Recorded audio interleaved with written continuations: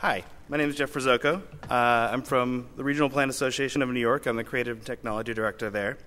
We're a regional planning nonprofit that deals with issues in New York, New Jersey, and Connecticut. I'll be talking about some of the work we're doing today and also some of the work we're doing with one of our programs, America 2050, which focuses on creating a national infrastructure plan and growth strategy for the United States. America 2050's major goal, I'm actually going to start with that. America 2050's goal is to answer the question, how do we accommodate 140 million additional Americans by the year 2050? And we've identified 11 American megaregions, larger scale regions that can work cooperatively across borders to share resources and solutions to raise the quality of life of Americans. Recently, our recent research created a prioritized vision which looked at where people lived, worked, traveled, and applied that to individual city pairs to create a picture of where high-speed rail could work best. The red lines are the highest priority corridors, orange are the second highest priority, and the yellow are the third highest priority. And we ranked them, and that is you can find that on our website. Our most recent project is A Better Tomorrow. A Better Tomorrow is America's, we began with the question, can we get America into an impassioned dialogue about transportation, energy, and land use? How could we inspire them to feel strongly about this as so many other things? We decided that we would need to excite Americans by showing what it would look like. A Better Tomorrow will produce a series of live-action, bite-sized, animated journeys augmenting American cities with new, exciting transit and energy options for the 21st century. The journeys integrate real people, infrastructure, and policy into a glimpse of what life will be like in the near future. Vibrant communities, seamless transportation systems, and energy diversity are all part of the picture, brought together to engage citizens and policymakers in discussion. A Better Tomorrow was inspired by the 1939 General Motors Futurama exhibit, which I won't go over because the last three people have talked about it. And the Futurama exhibit was actually done in Flushing, Queens, and RPA, the group I work with, had something to do with it. We are actually trying to get to the roots of that, but part of it was our vision in, I'm going to zip through this so you can get to our first plan, done in 1928, where we came up with a really strong vision for New York to solve a lot of the problems that were going on in the city. We had a lot of slums, a lot of tenements, it was impossible to get around, and we came up with a couple of really strong ideas, one of them being the highway system that revolves around New York, basically turning a grid across Manhattan, stretching it out, and part of that system was the George Washington Bridge, which is rendered by us on the left and built on the right. In 1966, we realized that the roads had gone a little bit too far, and we asked the question, how can we possibly change the way we're developing this region? And this was a half-hour short that we did. It was split into two parts. One was the father, one was the mother. And the father rode the short line bus into Manhattan and had a very, very easy commute. The mother struggled with all the various things. She had to pound to the station wagon and went about her errands for the day. And what came out of it was it was trying to convince New Yorkers that basically the way we were growing, the way we were using cars was not working for the region. Most recently, in 2005, Michael Bloomberg suggested that we build a jet stadium on the largest usable developable land space in Manhattan.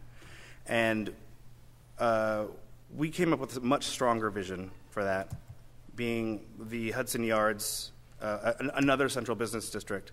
And we fought very, very hard with this. It was a nice balance of transportation, commerce, residential, and all the things the city needed. And basically, the stadium got taken down. And we were up against a lot, and it worked. So we've been here before, and we know how to do this. We've identified 4 principles that we want to work with in A Better Tomorrow. One of them is we want to keep people optimistic. 2, we want to keep it local so that they can understand the problem that they're facing, and so they can see the problems in their own space, in their own geography. It needs to be informed and clear. By that, we mean that we have original research that we bring in, and they learn a little bit more and usually learn something by mistake with all the things that are around it. And we also want it to be a collaborative experience. So our website will be a two-way conversation, piled with original research, including our high-speed rail reports. We're working on some airport materials right now within RPA. All of the energy research that we're doing, tons of visual aids, and also a way to directly take action so that they can solve it through people like T4A and all of the people that we've seen here today.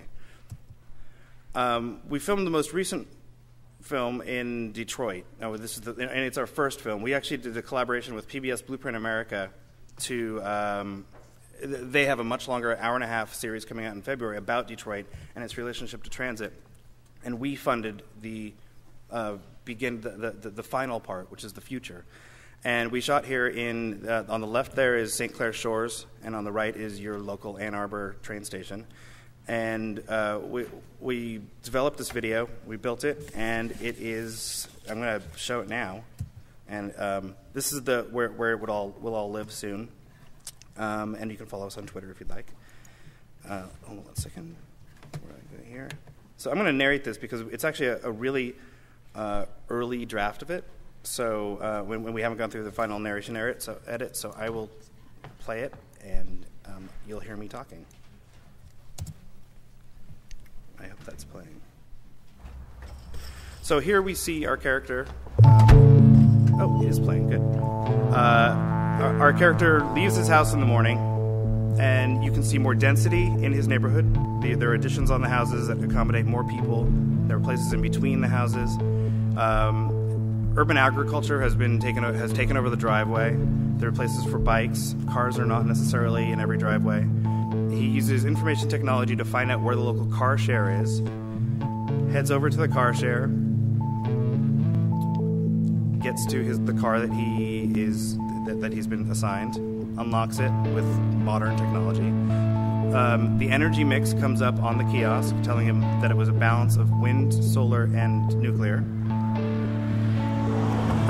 On the way to the train station, he purchases his ticket in the car, goes to the train station.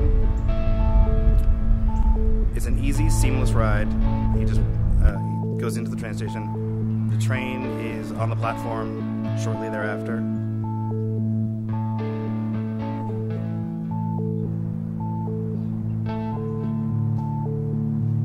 Gets on the train.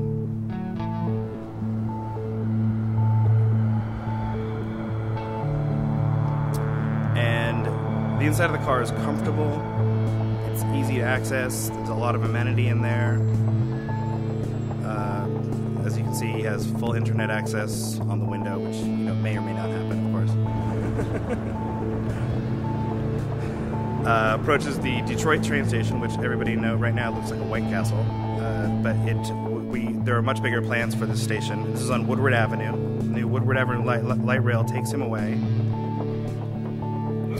Goes downtown, and out the window you can see new development, referencing what Dave was just talking about. Prosperity comes from these lines. Solar panels on the Comerica Park, light rails, busy people, wallets open.